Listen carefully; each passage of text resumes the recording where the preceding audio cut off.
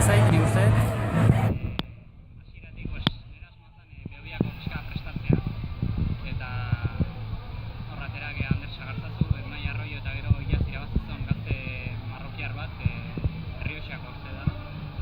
Eta laurok aurrean, eta pixka bizilatzen, marrokiarra ritmo aldaketak eginez. Eta gero ni hor aurrekaldean jarri naiz, pixka bat eman diot horre berasotegi jatetxe inguruan, eta ez dakit igol pixka gehiegi izan da, gero marrokiarrak adelantatu nau, eta hor sufritu dut pixka bat, biok bakarrik alde egin dugu, eta gero hipodromo atzekalde horretan, eta hor japuelta eman diot pixka bat, eta zubieta bidean atzean utzi dut, eta bukaeran tarte politi atera diot, baina kosta ez zen pixka.